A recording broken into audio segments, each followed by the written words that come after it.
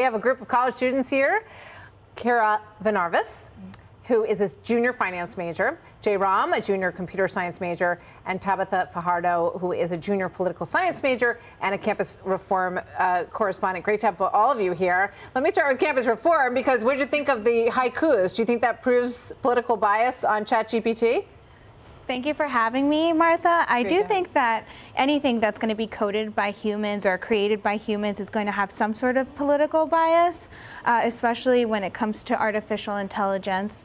But it points into the ethical dilemma of whether humans are going to be replaced and how technology is ever changing. And I think it comes down to, you can insert something into a program and they'll create a haiku for you, but it will never take away from the human connection. Gosh, let's hope not. Jay, how do you see it playing out? You're at Columbia University. Are the professors letting you use it to write the synopsis of a book or to work on an essay or paper? Yeah, so I think it depends on the professor. A lot of them see this as a tool. So a lot of programming classes and even some humanities classes, they see this as a research tool, something that can help you do better. That being said, if you go into a library right now, you can see sort of everyone's using ChatGPT. And I think there's people who are using it for bad, that are just using it to write the essay for them, and there's people who are using it sort of like Google as a research tool. So it's not, you don't see people getting in trouble, or do professors say, do not use this for your final paper? Do they say that? I guess it's still very new, so I haven't had any explicit. You can kind of get away with it still, right? We're still maybe in that era, but yeah, I think it depends on the professor. I think there are people who are definitely using it to just write the whole essay for them, but again, it's like Google. I think it's also a tool. So Kyra, you are a finance major at Fordham University. Has this impacted the way you look at the job market? I think it's definitely something that I keep in mind, because especially in the financial industry, there are so many different applications of AI that can be seen within finance, and especially, for example, for roles that may be more trading intensive as far as trading securities.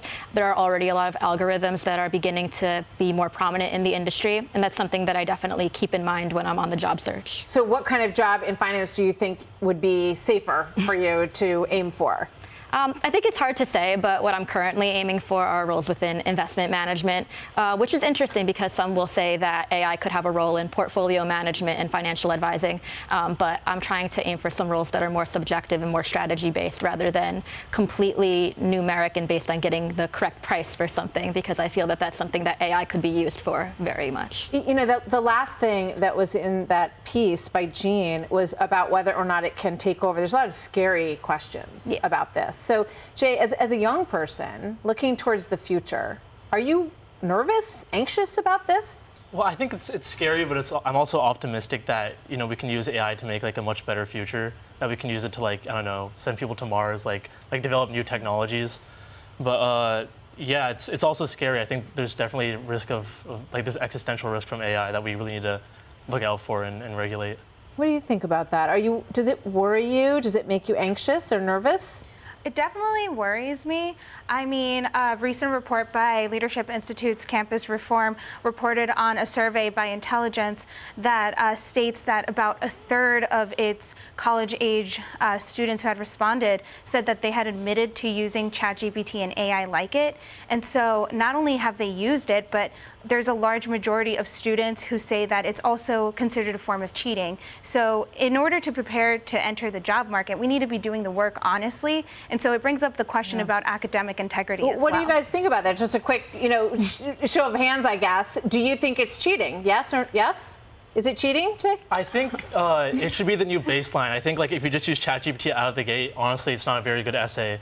I think if anything, I think standards for essays have kind of dropped, so we sort of see it as oh, it's a good essay. But I mean, I think that this sort of shows that humans need to do better. We need to write more eloquently and try harder in our essays. Yeah. Do you put something in and then say, well, no, that's not the way I would say it. I would write it like this instead. I can be smarter than that. Mm-hmm. I've actually never used it to write a paper, and I think that that's something that across the board people are kind of seeing as not being very academically honest, but I think it can be used as a tool. It's a very powerful tool to use, for example, to show you the steps of a math problem or a financial math problem. But I think if you're using it as a crutch instead of learning the material yourself, I think it's concerning that young professionals might not actually know the subject matter. Absolutely. And I think it may lead to, people saying, okay, we're going to all come to class on Tuesday. You're going to write your essay on paper during class, because that's the only way you're going to be able to figure out.